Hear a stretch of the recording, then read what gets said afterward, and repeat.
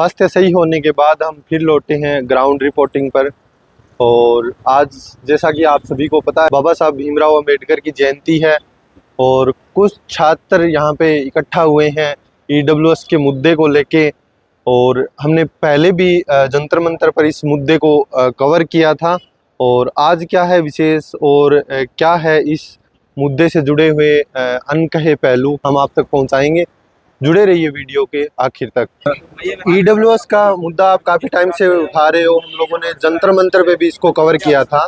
आज इसमें क्या नया जुड़ने जा रहा है और किस तरीके से मांगे और जोर से रखी जा रही है? देखिए, नया कुछ नहीं जुड़ने जा रहा है। ये सारी चीज़ें पटल पे आप देख सकते हैं, ठीक है। हर बौद्धिक मंच पे, हर बौद्धिक पटल पे सारी चीज़ें जग जाहिर है, लोग इसको देख रहे हैं और ये जेन्युइन चीज़। हम आज जैसा कि मैंने अभी बोला कि आज 134वीं जयंती मनाई जा रही है बाबा साहब की। बाबा साहब से बढ़ के सामाजिक न्याय का इससे बड़ा प्रणेता कोई हो ही नहीं सकता। तो आपके श्री चरणों में हम लोग आज यहाँ पे उपस्थित हैं और आपको माल्यार्पण के पश्चात हमने आज ये दिन इसलिए चुना क्योंकि जो हम ईडब्ल्यूएस के पीड़ित छात्र हैं, जिनको 10% रिजर्वेशन तो मिला 6 वर्ष पहले, लेकिन अभी तक केंद्रीय नौकरियों में, यूपीएससी जैसी बड़ी संस्था में उम्र एज रिलैक्सेशन नहीं मिल पाया। तो हम चाहते हैं कि यूपीएससी के साथ साथ बड़े राज्य से उत्तर प्रदेश में अभी यूपीएसआई की वैकेंसी आई है। यूपीएसआई की वैकेंसी ईडब्ल्यूएस का वो छात्र जो 4 साल के बाद वैकेंसी आई, उस लगभग सारे छात्र बाहर हैं। तो हम चाहते हैं तो ईडब्ल्यूएस के छात्र को एज रिलैक्सेशन 5 वर्ष का जो है कि जिस तरीके से अन्य राज्यों में महाराष्ट्र के राजस्थान, सबसे पहले तो बीजेपी ने गुजरात में दिया, तेलंगाना, आंध्र प्रदेश, जम्मू कश्मीर, महाराष्ट्र, लगभग बड़े राज्यों राज्य सरकार ने राज्य सरकारों ने दिया। मध्य प्रदेश में माननीय जबलपुर हाईकोर्ट के माध्यम से आपके मध्य प्रदेश में भी दिया गया। तो लगभग कई बड़े राज्यों में दिया जा चुका है। ये कोई ऐसी न, और एक चीज और है, ये कोई सामाजिक, इसमें ये कोई वैमनस्यता की बात नहीं है या किसी वर्ग के प्रति या किसी की लड़ाई नहीं, ये खुद की बात है। जैसे हर व्यक्ति, मैं ये अपने अधिकार की बात है, हम अपने अधिकार की लड़ाई लड़ रहे हैं। तो जैसे सारे आरक्षित वर्गों को एज रिलैक्सेशन मिला है, वैसे ही ईडब्ल्यूएस को भी 5 वर्ष का एज रिलैक्सेशन मिल जाए। 5 वर्ष 3 वर्ष जो भी जिस तरीके की व्यवस्था बनती है उस तरीके से केंद्रीय नौकरियों में और उत्तर प्रदेश और बिहार जैसे बड़े राज्यों में हम चाहते हैं। तो जब ये आरक्षण लागू हुआ था उस टाइम ये क्या संज्ञान में नहीं था या इसका राजनीतिकरण किया? नहीं, संज्ञान में था। एग्जैक्ट आप कह सकते हैं कि कहीं न कहीं से राजनीति से प्रेरक था उस समय में। उस समय में राजनीति में जल्दबाजी से, वहाँ पे भी वो लोग ज्यादा इंटेलेक्चुअल हैं, जो इस कमेटी से जुड़े मेंबरान हैं वो ज्यादा बेहतर समझते हैं इस चीजों को। हम कोई नई बात नहीं उठा रहे, जो व्यवस्था चली आ रही उसी व्यवस्था के ही साथ हम अपनी बात रख रहे हैं। कोई अलग सी इसको हम नहीं जोड़ने का प्रयास कर रहे हैं। तो जैसे जब हमको आपने 10% दे के आरक्षित वर्ग में डाल दिया है तो एज रिलैक्सेशन भी दे दीजिए, बात सिंपल सी। तो इसमें ईडब्ल्यूएस वर्ग बदनाम। आप इसमें एक मुद्दा मैं इसमें कोट करना चाहूँगा कि जैसे जब ये लागू किया गया था तब ये माना गया था कि पहली बार भारत के अंदर आर्थिक रूप से आरक्षण लागू होने जा रहा है। पहले जो भी आरक्षण था वो जाति आधारित था। देखिए, इस समय जैसे बात है कि पहले जिस तरीके से व्यवस्था बनी तो जाहिर सी बात है कि संसाधनों का अभाव था, पढ़ने लिखने का अभाव था। जो दबे कुचले लोग थे, जो मुख्य धारा में नहीं आ सकते थे, वो वंचित थे, वो सबके लिए बहुत अच्छी व्यवस्था बनाई गई बाबा साहब के द्वारा। संवैधानिक उल्लेखों में तमाम इसमें एक एक उसमें आर्टिकल के माध्यम से वर्णित है। ये व्यवस्था थी सबको मुख्य धारा में लाने की। सामाजिक समरसता का इससे बेहतर उदाहरण नहीं हो सकता था। लेकिन जब आर्थिक तंत्र में जब एक वर्ग पिछड़ता चला गया और उसके वो भी संसाधनों से जो है कि कहीं न कहीं से पिछड़ा था, यहाँ तक पिछड़ा था कि अपने जिला मुख्यालय तक पहुँचने में उसकी हैसियत नहीं थी। तो दिल्ली और बड़े बड़े संस्थान तक वो पहुँच अपनी नहीं बना पा रहा था। तो ऐसे बहुत सारे छात्रों को अगर एक सहूलियत दी गई है तो ये एक बेहतरीन कदम था और इसका हम समर्थन किया। पूरा भारत ने इसको जो है कि बाएं फैला कर समर्थन किया। लेकिन उसके साथ साथ सरकार की ये भी और तमाम समाज में जो भी और भी लोग हैं, विपक्ष को भी मैं चाहता हूँ सब लोग इस भूमिका, इसमें उम्र छूट में अपनी भूमिका अदा करें और सरकार के सम्मुख की संसद में ये मुद्दा पुरजोर तरीके से सबको उठाना चाहिए और इस लड़ाई में सबको आगे आना चाहिए। जिस तरीके से अन्य आरक्षित वर्गों को आपने दिया है, ईडब्ल्यूएस को भी दे दीजिए। इस मुद्दे में अभी तक कुछ राजनीतिक कदम भी उठाए गए हैं या अभी? जी, लगातार संसद में भी ये मुद्दा उछल चुका है। और एक चीज और बता दूं, 2020 में ये संसद के टेबल पे पास हुआ बिल है और डीओपीटी मिनिस्टर के द्वारा वहीं से ये टेबल आउट कर दिया गया था। बड़े बड़े उस समय संसद में बैठे मेंबरान लोग लगे हुए थे। ऐसा नहीं है, ये जेन्युइन मुद्दा है। ये कोई सड़क पे कोई गंवार गलबा नहीं चल रहा है, ये कोई लफाजी में नहीं ऐसे हो रहा है कि नहीं उठ के चले आए। जैसे आपने सबको सहूलियत दी है वैसे भी ईडब्ल्यूएस भी सहूलियत मांग रहा है। और भारत के 8 राज्यों ने लगभग पूर्ण आंशिक रूप से, जम्मू कश्मीर ने 3 वर्ष का, लगभग सारे राज्यों ने 5 वर्ष का लागू किया है। तो आपको भी केंद्रीय परीक्षाओं में उत्तर प्रदेश जैसे बड़े राज्य में यूपीएससी की वैकेंसी आई है। जो लड़का 4 साल के बाद फॉर्म भरा है वो तो बाहर हो गया है, कहाँ से हो देगा एग्जाम। आपकी एग्जाम रूटीन न होने की वजह से सरकार की भी गलत मंशा है और जो पुलिस बोर्ड है उसकी भी गलत मंशा है। आप नियमित वैकेंसी निकालते, कम से कम एग्जाम तो देता। तो आपकी जो भी गलतियां हैं उसमें लड़के तो शिकार होते हैं ना हर जगह। तो बिहार और उत्तर प्रदेश जैसे बड़े राज्य हैं जहाँ पे पुलिस, अभी राजस्थान ने एसआई में भी आया है, 5 वर्ष तो करने जा रहा है। पहले से राजस्थान में तो कांग्रेस ने पहले से कर रखा है, गुजरात में बीजेपी ने सबसे पहले किया है। और सबसे बड़ी बात है कि 8 राज्यों में 7 राज्यों में सरकारों ने किया है। तो दिक्कत क्या हो रही भाई? आप अपने राज्यों में करके आप चुनावी उसका लाभ ले रहे हैं, तो आप केंद्रीय नौकरियों में क्यों नहीं दे रहे हैं?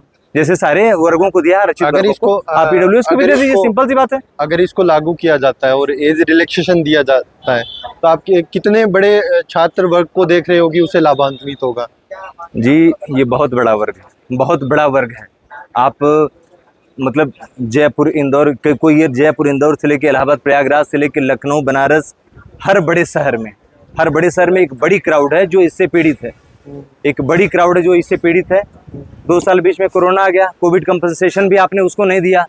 उसमें भी जो सामान्य वर्ग के लड़के थे या जो कैटेगरी के भी लड़के थे, जिनका जो ओबीसी एससी के भी लड़के थे, उनको भी आपने कंपनसेशन नहीं दिया। वो भी लड़के कहीं कहीं से बाहर हो गए।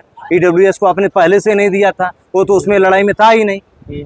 तो एक तरह से तो एससी ओबीसी जनरल तीनों को तो कंपनसेशन मिलना चाहिए था ना कोविड का, तो आपने किसी को नहीं दिया। खैर नहीं दिया वो अलग बात है, लेकिन कम से कम एज रिलैक्सेशन ईडब्ल्यूएस को दीजिए, जिससे राहत जो ठगा वो कम से कम अपने आप को महसूस, तो वो अपने आप को सुरक्षित से महसूस करे। क्या पता वो लास्ट अटेम्प्ट में इंटरव्यू दिया हो, इस अटेम्प्ट में वो अपना प्री नहीं दे पाया हो। तो ये तो व्यवस्था आपको समझना चाहिए ना। आपके पास तो बड़ी टीम है, अच्छे लोग हैं, आप उस पर डिस्कस करा लीजिए। इस पर तो आपने कमेटी बना रखी है, कमेटी के मेंबरान जो रिपोर्ट देखे उस पर आप स्टडी करिए, स्टडी कर लीजिए। जो आपके समझ में या तो 10% जो दिए वो भी वापस ले लीजिए। मैं बीजेपी, आप मेरी मैसेज पहुंचाइए मीडिया के माध्यम से। अगर ना समझ में आ रहा हो रिलैक्सेशन तो आप 10% जो दिए वो ले लीजिए। उसमें भी बहुत बार कहीं न कहीं से सामाजिक एक तरह से उपासना झेलनी पड़ती है, तो आप उसको भी वापस ले लीजिए अगर नहीं समझ पा रहा तो ज्यादा यही बेहतर है कि जैसे आरक्षित वर्गों को आपने रिलैक्सेशन दिया है वैसे ईडब्ल्यूएस को दे दीजिए, सारा मसला खत्म हो जाएगा। ईडब्ल्यूएस को अधूरा नहीं, मैं लॉलीपॉप शब्द से इसकी तुलना करना चाहूंगा, क्योंकि ये एक लोभ ही है एक वर्ग को खुश करने के लिए, है ना। अन्यथा ईडब्ल्यूएस पूर्ण रूप से लागू करते हैं। जैसे सबको आपने परसेंटेज दिया, एज रिलैक्सेशन दिया, उसी लगे हाथ आप दे दिए होते तो आज हम लोग अपना कीमती समय यहाँ पर न बर्बाद कर रहे होते। आज हम धरना प्रदर्शन जगह जगह पे न कर रहे होते, है ना। उसमें बहुत सारे संसाधन खत्म हो रहे हैं। और दुर्भाग्य की बात है कि देखिए, एक तरफ यहाँ पे बीजेपी सरकार है, वहीं गुजरात सरकार में भी बीजेपी सरकार है। 2019 में यहाँ सेंट्रल गवर्नमेंट ने 10% दिया और वहाँ 2019 में ही गुजरात राज्य सरकार ने 5 साल का उम्र छूट भी दे दिया, लेकिन यहाँ पे सेंट्रल गवर्नमेंट में नहीं दिया गया। तो एक प्रकार से असमानता है।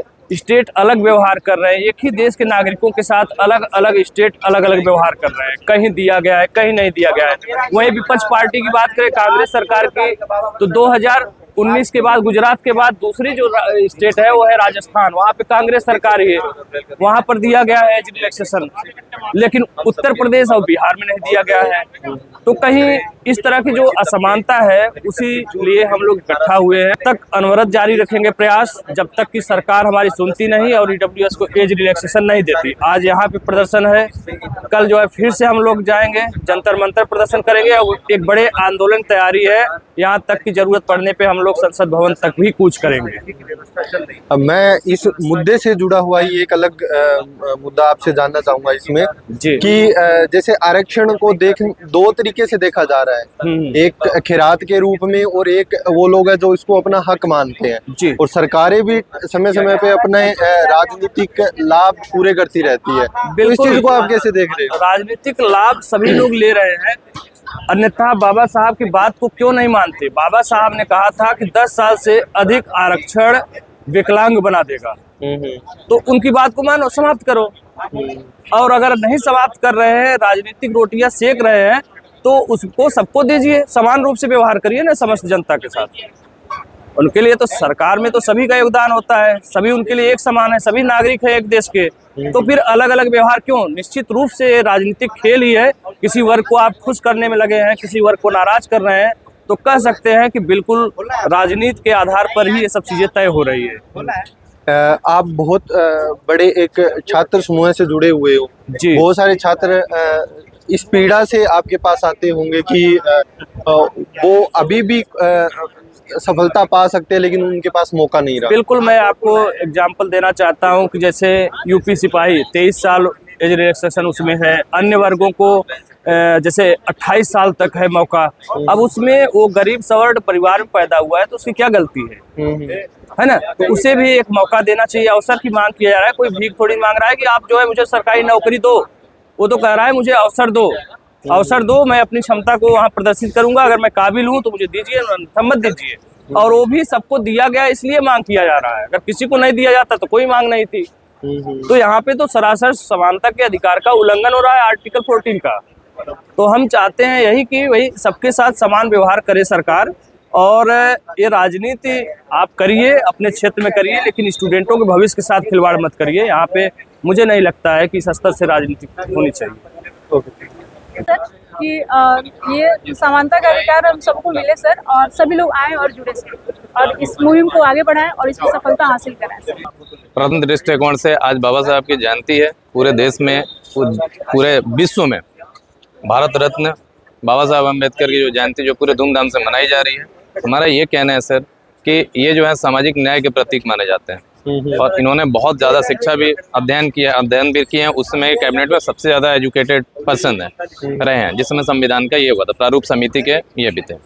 तो मेरा ये कहना है सर कि जो इनको प्रतीक मानते हुए हम ये चाहते हैं कि जिस तरह से EWS को अटेम्प्ट में जो है वो छूट मिलनी चाहिए, और एज रिलैक्सेशन 5 साल का मिलना चाहिए, जो केंद्र एवं राज्य सरकार के मतलब सर्विसेज में, सभी सर्विसेज में, ग्रुप डी से लेकर के sir group C, group B, group A और अखिल भारतीय सेवाओं की भी मैं बात कर रहा हूँ। मौजूदा सरकार की मंशा को लेके और बाबा साहब भीमराव अम्बेडकर की मंशा, दोनों में कितना अंतर नजर आता है जब आरक्षण के मुद्दे को देखते हैं? सर अगर बाबा साहब की बात भी उस समय मानी गई रहती तो बाबा साहब इसलिए खड़े नहीं होते। तो इन्होंने जैसे नारी शिक्षा के लिए जो कार्य किया, समाज में जितने वंचित लोग थे उन लोगों के लिए कार्य किया, तो ये वंचना का कोई शिकार ना हो सके। और आज हम लोग वंचना के शिकार ही हैं सर, इस वजह से इनको अपना प्रतीक मान करके और हम लोग ये प्रोटेस्ट कर रहे हैं सर। बाकी लोगों को क्या कहना चाहोगे आप? सर बाकी लोगों को यही कहना चाहिए, चाहे आप किसी भी वर्ग से हैं, चाहे आपकी शैक्षणिक स्थिति जो है, चाहे आपकी आर्थिक स्थिति जो भी है, अगर आप वंचित हैं, अगर वंचना के शिकार हैं, तो सर आइए और अपने हक के लिए लड़िए। तो बाबा साहब का संदेश पूरे देश में फैलाइए, पूरे विश्व में फैलाइए। धन्यवाद। जय भीम, जय EWS।